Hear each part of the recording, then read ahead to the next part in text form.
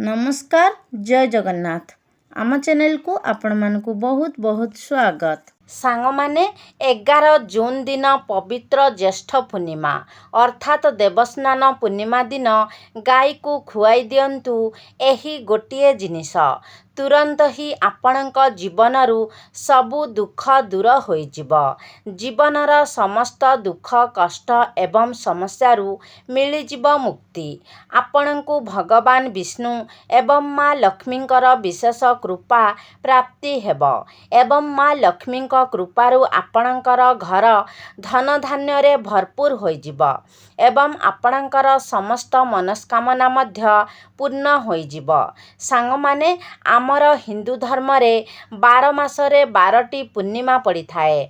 मात्र एही 12टी जाक पूर्णिमा मध्यरू एही ज्येष्ठ पूर्णिमा अर्थात देवस्नान पूर्णिमाटी अत्यंत विशेष एवं महत्वपूर्ण होइथाए। कारण एही दिनटिरे भगवान विष्णु एवं माँ लक्ष्मी आमर धराधामरे अवतरण करिथांती एवं तांकर भक्तमानंकु आशीर्वाद प्रदान करिथांती। सांग माने शास्त्र रे वर्णित अछि जे एही ज्येष्ठ पूर्णिमा दिन भगवान विष्णु एवं माँ लक्ष्मी अत्यंत प्रसन्न मुद्रा रे रहिथांती। एमितिरे भी वेद पुराण रे मध्य वर्णित रहिछि जे एही देवस्नान पूर्णिमा अर्थात ज्येष्ठ पूर्णिमा दिनटाकू मनस्कामना पूर्ण करिबार दिन बोली मध्य माना जाइथाए एवं एही ज्येष्ठ पूर्णिमा दिन जदि आपण किछि विशेष उपायर पालन करंती तो आपणकू 12टी जाक पूर्णिमार पुण्य फल प्राप्ति होइथाए। सेथिपाई आमर हिंदू धर्म रे एही ज्येष्ठ पूर्णिमाटीकू अत्यंत महत्व प्रदान करा जाइथाए एवं सर्वश्रेष्ठ बोली मध्य माना जाइथाए। सेथिपाई एही ज्येष्ठ पूर्णिमा दिन अर्थात देवस्नान पूर्णिमा दिन गाई को चुपचाप खुआई दियंतु एही जिनिसटी आपणकू कोटि पुण्य प्राप्ति हेब एवं माँ लक्ष्मींकर विशेष कृपा मध्य प्राप्ति हेब। जीवनर समस्त दुख कष्ट समस्या दूर हेबा सहित समस्त मनस्कामना मध्य पूर्ण हेब। तेबे सांग माने भिडियोटी रे आगकू बढ़िबा पूर्वरु भिडियो को गोटे लाइक करी चैनल टी को सब्सक्राइब करि दियंतु एवं कमेंट बॉक्स रे भक्ति एवं श्रद्धार सहित जय श्री विष्णु जय माँ लक्ष्मी निश्चय लिखंतु। तेबे सांग माने आसंतु जानि नेबा गाईर सेवा किपरि करिबा उचित एवं केउं गाई को कौन खाइबा को देबा द्वारा आपणक गृहरे धनर वृद्धि होइथाए।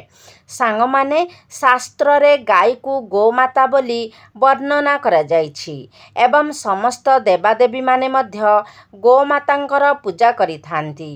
गाईर 5टी द्रव्य जाहाकि गोबर गोमूत्र दही दूध एवं घी एही 5टी द्रव्य को अत्यंत पवित्र बोली माना जाइथाए। सांग माने आपण माने हुए तो जानती किंबा न जानती गोबररू बेलगछर उत्पत्ति होइछि एवं सेथिरे माँ लक्ष्मी वास करिथांती। सेथिपाई बेलवृक्ष को श्री वृक्ष बोली मध्य कहा जाइथाए। एही गोबररू पद्म फूलर मंजीर मध्य उत्पत्ति होइछि। आपण माने जानिथिबे प्राचीन कालरू ही प्रत्येक मांगलिक कार्य क्षीरर व्यवहार करा जाइथाए एवं सबु मांगलिक पदार्थ मध्य दहीरू उत्पन्न होइअछि। घीयरू अमृतर उत्पत्ति होइछि जहा समस्त देवादेवींकर तृप्तिर साधन होइथाए। गोमातांकर शरीर रे 33 कोटी देवादेवींकर निवास होइथाए। गाईटी अत्यंत निर्मल शांत पवित्र एवं निष्पाप प्राणी होइथाए। चतुर्वेदरे गाई को आमर पालन पोषण करुथिबा कामधेनु माता बोली कुहा जाइथाए। गाईर दर्शन मात्रे ही मनुष्यर हजारे पाप नष्ट हो जाइथाए। सेथिपाई एही निष्पाप गोमाता उपरे कदापि भी अत्याचार करिबा उचित नुहे। ଗାଈକୁ ମାରିବା କିମ୍ବା କୌଣସି ପ୍ରକାରର କଷ୍ଟ ଦେବା କେବେ ବି ଉଚିତ ହୋଇନଥାଏ। ଏହାଦ୍ୱାରା ଆପଣ ବହୁତ ବଡ଼ ପାପର ଭାଗୀ ହୋଇଥାନ୍ତି। ଯେଉଁ ମନୁଷ୍ୟ ବିନା ସ୍ୱାର୍ଥରେ ଗୋମାତାଙ୍କର ସେବା କରିଥାଏ, ସେହି ମନୁଷ୍ୟକୁ ଜୀବନରେ ସମସ୍ତ ପ୍ରକାରର ସୁଖ ସୁବିଧା ପ୍ରାପ୍ତ ହୋଇଥାଏ ଏବଂ ମୃତ୍ୟୁ ପରେ ସେହି ବ୍ୟକ୍ତିଙ୍କୁ ଗୋଲୋକ ମଧ୍ୟ ପ୍ରାପ୍ତ ହୋଇଥାଏ। ଯେଉଁ ନାରୀ ଗୃହରେ ବନାଯାଇଥିବା ପ୍ରଥମ ରୁଟିଟିକୁ ଗାଈକୁ ଖୁଆଇଥାଏ, ସେହି ନାରୀ ସାରା ଜୀବନ ଅହ୍ୟ-ସୁଲକ୍ଷଣୀ ହୋଇ ରହିଥାଏ। ତା'ର ସିନ୍ଦୂରକୁ ସର୍ବଦା ଭଗବାନ ରକ୍ଷା କରିଥାନ୍ତି।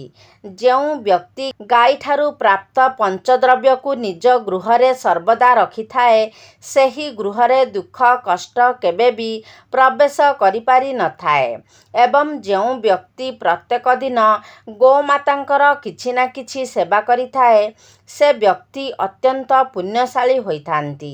ଶାସ୍ତ୍ରରେ ଗୋମାତାଙ୍କୁ ମା ଲକ୍ଷ୍ମୀଙ୍କର ସ୍ୱରୂପ ବୋଲି ମାନାଯାଇଥାଏ। ସେଥିପାଇଁ ଗୋମାତାଙ୍କର ପୂଜା କରିବା ଦ୍ୱାରା ଆପଣଙ୍କର ଜୀବନରୁ ଦାରିଦ୍ର୍ୟତା ଦୂର ହୋଇଯାଇଥାଏ। ପ୍ରାଚୀନ କାଳରୁ ହିଁ ଗୋମାତାଙ୍କର ସେବା କରିବାର ପରମ୍ପରା ରହିଆସିଛି ଏବଂ ପ୍ରାଚୀନ କାଳରେ ମୁନି ଋଷିମାନେ ମଧ୍ୟ ନିଜର କୁଟୀରରେ ଗୋମାତାଙ୍କୁ ରଖି ତାଙ୍କର ସେବା କରୁଥିଲେ ଏବଂ ପ୍ରାଚୀନ କାଳରେ ରାଜା ମହାରାଜାମାନେ ମଧ୍ୟ ଗୋଦାନ କରୁଥିଲେ, କାରଣ ଗୋଦାନ କରିବା ଦ୍ୱାରା ଅନେକ ଜନ୍ମର ପାପ ନଷ୍ଟ ହୋଇଯାଇଥାଏ ଏବଂ ମନୁଷ୍ୟକୁ ମୋକ୍ଷ ମଧ୍ୟ ପ୍ରାପ୍ତ ହୋଇଥାଏ। ଗୋମାତାଙ୍କର ଦର୍ଶନ ମଧ୍ୟ ଅତ୍ୟନ୍ତ ଶୁଭ ହୋଇଥାଏ। ଶାସ୍ତ୍ରରେ ବର୍ଣ୍ଣନା ରହିଛି ଯେ ଯଦି ଆପଣ ସକାଳୁ ଉଠି ପ୍ରଥମେ ଗୋମାତାଙ୍କର ଦର୍ଶନ କରନ୍ତି, ତେବେ ଆପଣଙ୍କୁ ଅନେକ ପୁଣ୍ୟ ପ୍ରାପ୍ତି ହୋଇଥାଏ ଏବଂ ସକାଳୁ ଯଦି ଆପଣ ଗୋବରର ଦର୍ଶନ କରନ୍ତି, ତେବେ ଆପଣଙ୍କୁ ଲକ୍ଷ୍ମୀ ପ୍ରାପ୍ତି ହୋଇଥାଏ। ଯଦି ଆପଣ କୌଣସି କାର୍ଯ୍ୟରେ ଯାଉଛନ୍ତି ଏବଂ ଗଲାବେଳେ ଆପଣଙ୍କ ବାଟରେ ଗୋମାତାଙ୍କର ଦର୍ଶନ ହେଉଛି କିମ୍ବା ଆପଣଙ୍କର ସାମ୍ନାରେ ଗୋମାତା ଚାଲିଯାଉଛନ୍ତି, ତେବେ ସେହି କାର୍ଯ୍ୟରେ ନିଶ୍ଚୟ ଭାବରେ ଆପଣଙ୍କୁ ସଫଳତା ମିଳିଥାଏ। ଯଦି ଆପଣଙ୍କର କୁଣ୍ଡଳୀରେ ପିତୃଦୋଷ ରହିଥାଏ, ତେବେ ଅନ୍ୟ ଉପାୟଗୁଡ଼ିକ ସହିତ ଆପଣ ଯଦି ପ୍ରତ୍ୟେକ ଦିନ ଗୋମାତାଙ୍କୁ ରୁଟି ଏବଂ କିଛି ଘାସ ଖାଇବାକୁ ଦିଅନ୍ତି, ତେବେ ଆପଣଙ୍କ କୁଣ୍ଡଳୀ ପିତୃଦୋଷରୁ ମୁକ୍ତ ହୋଇଥାଏ ଏବଂ ଆପଣଙ୍କୁ ପିତୃ ଆଶୀର୍ବାଦ ପ୍ରାପ୍ତି ହୋଇଥାଏ। ଏବଂ ଯଦି ଆପଣଙ୍କର ଜାତକରେ ଶନି ଦୋଷ ଲାଗିଛି କିମ୍ବା ଆପଣଙ୍କର କୁଣ୍ଡଳୀରେ ଶନି ନୀଚ ସ୍ଥିତିରେ ରହିଛନ୍ତି, ତେବେ ଆପଣ ପ୍ରତ୍ୟେକ ଶନିବାର କଳା ରଙ୍ଗର ଗାଈକୁ ରୁଟି ଏବଂ ଚାରା ଖାଇବାକୁ ଦିଅନ୍ତୁ। ଏହା ସହିତ ଗୋମାତାଙ୍କର ପୂଜା ମଧ୍ୟ କରନ୍ତୁ।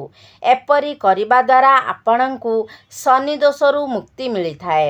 ସାଙ୍ଗମାନେ, ଯଦି ଆପଣଙ୍କର କୁଣ୍ଡଳୀରେ ଶୁକ୍ର ଗ୍ରହଙ୍କର ସ୍ଥିତି ଦୁର୍ବଳ ରହିଥାଏ, ତେବେ କୁଣ୍ଡଳୀରେ ଶୁକ୍ରଙ୍କର ସ୍ଥିତି ମଜବୁତ କରିବା ପାଇଁ ଆପଣ ପ୍ରତ୍ୟେକ ଦିନ ଧଳା ରଙ୍ଗର ଗାଈକୁ ସକାଳେ ପ୍ରସ୍ତୁତ ହୋଇଥିବା ରୁଟି ଖାଇବାକୁ ଦିଅନ୍ତୁ।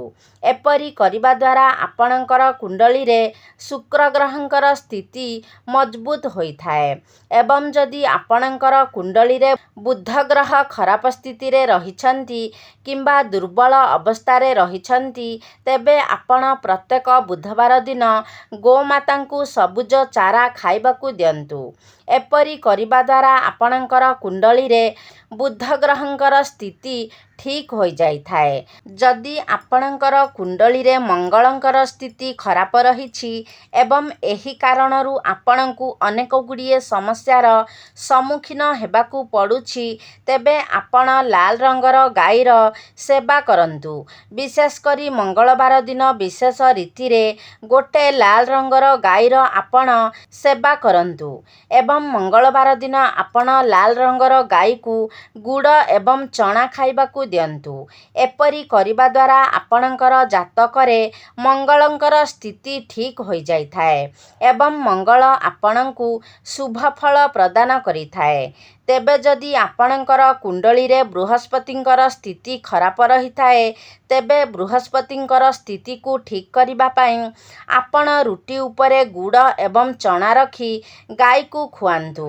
ଏପରି କରିବା ଦ୍ୱାରା ଆପଣଙ୍କ କୁଣ୍ଡଳୀରେ ବୃହସ୍ପତିଙ୍କର ସ୍ଥିତି ଠିକ୍ ହୋଇଯାଇଥାଏ। ବୃହସ୍ପତିଙ୍କୁ ମାଙ୍ଗଳିକ ଗ୍ରହ ବୋଲି କୁହାଯାଏ। ବୃହସ୍ପତି ଆପଣଙ୍କ ଜୀବନରେ ସମସ୍ତ ପ୍ରକାରର ମାଙ୍ଗଳିକ କାର୍ଯ୍ୟ ଉପରେ ପ୍ରଭାବ ପକାଇଥାନ୍ତି। ତେଣୁ ଆପଣଙ୍କ ଜୀବନରେ ଯେଉଁ ବି ସବୁ ଶୁଭ ଘଟଣା ଘଟିତ ହୋଇଥାଏ କିମ୍ବା ଆପଣଙ୍କ ସନ୍ତାନମାନଙ୍କର ସହିତ ଜଡ଼ିତ ପ୍ରତ୍ୟେକ ଘଟଣା ଆପଣଙ୍କର ବୃହସ୍ପତିଙ୍କର ସ୍ଥିତି ଉପରେ ନିର୍ଭର କରିଥାଏ।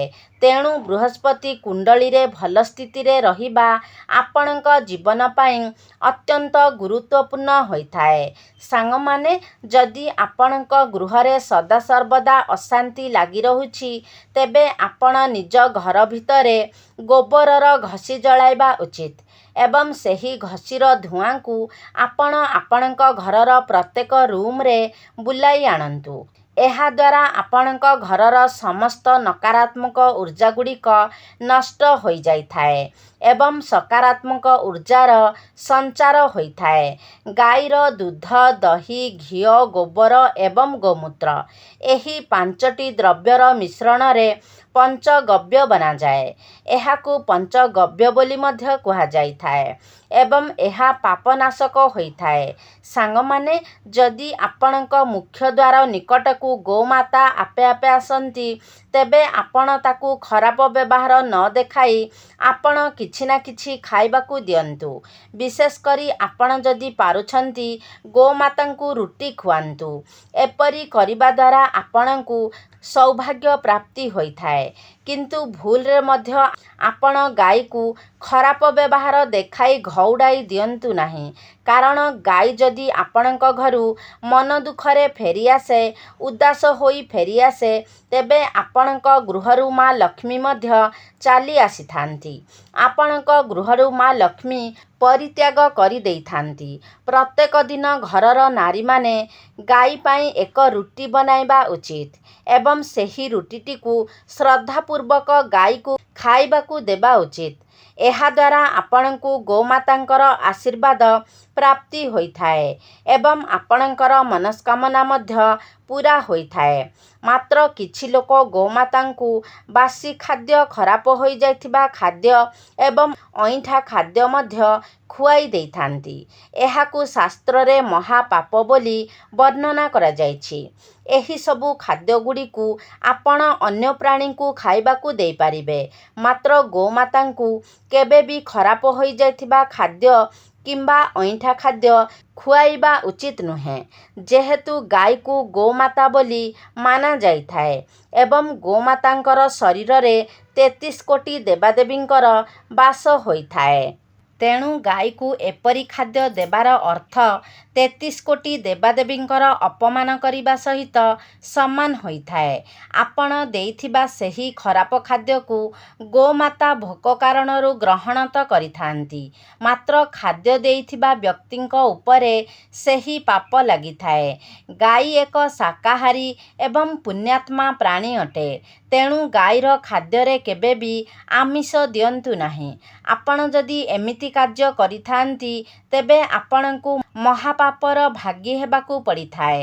ସାଙ୍ଗମାନେ, ଯଦି ଆପଣଙ୍କର କୁଣ୍ଡଳୀରେ ଚନ୍ଦ୍ରଦୋଷ ଲାଗିଛି ଏବଂ ଯେଉଁ କାରଣରୁ ଆପଣ ଅନେକଗୁଡ଼ିଏ ସମସ୍ୟାର ସମ୍ମୁଖୀନ ହେଉଛନ୍ତି, ତେବେ ରୁଟି ଉପରେ ଧଳା ଲହୁଣୀ, ଘିଅ ଏବଂ କିଛି ଲୁଣ ଲଗାଇ ଆପଣ ଗୋମାତାଙ୍କୁ ଖାଇବାକୁ ଦିଅନ୍ତୁ। ଏବଂ ଯଦି ଜାତକରେ ଶନିଦୋଷ ଲାଗିଛି, ତେବେ ଅଟାରେ କିଛି କଳା ରାଶି ମିଶାଇ ସେହି ଅଟାରେ ଆପଣ ରୁଟି ବନାଇବେ ଏବଂ ସେହି ରୁଟିକୁ ଆପଣ ଗୋମାତାଙ୍କୁ ଖୁଆଇ ଦିଅନ୍ତୁ। ଏପରି କରିବା ଦ୍ୱାରା ଆପଣଙ୍କୁ ଶନିଦୋଷରୁ ମୁକ୍ତି ମିଳିଥାଏ।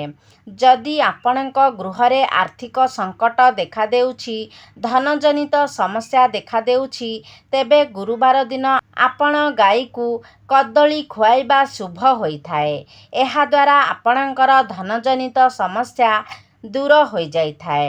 ଗୋମାତାଙ୍କର ପିଠିରେ ଯେଉଁ କୁବଡ଼ ରହିଥାଏ ସେଥିରେ ସୂର୍ଯ୍ୟକେତୁ ନାଡ଼ି ରହିଥାଏ ଏବଂ ଯଦି ଆପଣଙ୍କର ଗୃହକୁ ଆପଣଙ୍କର ମୁଖ୍ୟ ଦ୍ୱାର ନିକଟକୁ ଗୋମାତା ଆସିଥାନ୍ତି ତେବେ ତାଙ୍କର ସେହି କୁବଡ଼କୁ ଆପଣ ନିଶ୍ଚୟ ରୂପରେ ସ୍ପର୍ଶ କରନ୍ତୁ, କାରଣ ଏପରି କରିବା ଦ୍ୱାରା ଆପଣଙ୍କୁ ଅନେକ ଗୁଡ଼ିଏ ରୋଗରୁ ମୁକ୍ତି ମିଳିଥାଏ। ଶାସ୍ତ୍ରରେ ବର୍ଣ୍ଣନା କରାଯାଇଛି, ଯେଉଁ ବ୍ୟକ୍ତି ନିଃସ୍ୱାର୍ଥପର ଏବଂ ଶ୍ରଦ୍ଧାଭାବ ନେଇ ଗୋମାତାଙ୍କୁ ସେବା କରିଥାଏ ସେହି ବ୍ୟକ୍ତି ମୃତ୍ୟୁ ପରେ ଗୋମାତାଙ୍କର ଲାଞ୍ଜକୁ ଧରି ବୈତରଣୀ ନଦୀ ପାର କରି କରି ଯାଇଥାଏ। ସେହି ବ୍ୟକ୍ତିଙ୍କର କେବେ ବି ଅକାଳ ମୃତ୍ୟୁ ହୋଇନଥାଏ ଏବଂ ସେହି ବ୍ୟକ୍ତିଙ୍କୁ ସୌଭାଗ୍ୟ ପ୍ରାପ୍ତି ହୋଇଥାଏ। ଯଦି ଆପଣଙ୍କୁ ଦୁର୍ଭାଗ୍ୟ ପିଛା ଛାଡ଼ୁନାହିଁ, ସର୍ବଦା ପ୍ରତ୍ୟେକ କାର୍ଯ୍ୟରେ ଆପଣଙ୍କୁ ବିଫଳତା ହିଁ ହାତ ଲାଗୁଛି, ତ ଆପଣ ହାତରେ ଗୁଡ଼ ରଖି ଗୋମାତାଙ୍କୁ ଚଟାନ୍ତୁ। ଏପରି କରିବା ଦ୍ୱାରା ଆପଣଙ୍କର ଶୋଇ ରହିଥିବା ଭାଗ୍ୟ ଜାଗ୍ରତ ହୋଇଥାଏ ଏବଂ ଆପଣଙ୍କୁ ପ୍ରତ୍ୟେକ କାର୍ଯ୍ୟରେ ଆପଣଙ୍କ ଭାଗ୍ୟର ସାଥ ମିଳିଥାଏ।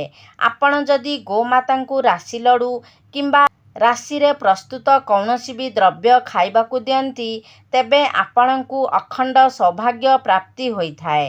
ତେବେ ସାଙ୍ଗମାନେ, ଏହି ପବିତ୍ର ପୂର୍ଣ୍ଣିମା ଦିନ ଆପଣ ଗୋମାତାଙ୍କୁ ଏହି ଜିନିଷଗୁଡ଼ିକ ମଧ୍ୟରୁ ଯେକୌଣସି ଗୋଟିଏ ଜିନିଷ ଖୁଆଇ ଦିଅନ୍ତୁ। ନିଶ୍ଚୟ ଭାବରେ ଆପଣଙ୍କର ସମସ୍ତ ମନସ୍କାମନା ପୂର୍ଣ୍ଣ ହୋଇଯିବ। ତ ସାଙ୍ଗମାନେ, ଆଶା କରୁଛି ଆଜିର ଭିଡ଼ିଓଟି ଆପଣମାନଙ୍କୁ ନିଶ୍ଚିତ ଭାବରେ ଭଲ ଲାଗିଥିବ। ଯଦି ଭଲ ଲାଗିଛି ତାହେଲେ ଲାଇକ୍ କରନ୍ତୁ, ସେୟାର କରନ୍ତୁ। ଆମ ଚ୍ୟାନେଲକୁ ଯଦି ସବସ୍କ୍ରାଇବ୍ କରିନାହାନ୍ତି ତାହେଲେ ସବସ୍କ୍ରାଇବ୍ କରିଦିଅନ୍ତୁ। ସର୍ବେ ଭବନ୍ତୁ ସୁଖିନଃ। ଧନ୍ୟବାଦ।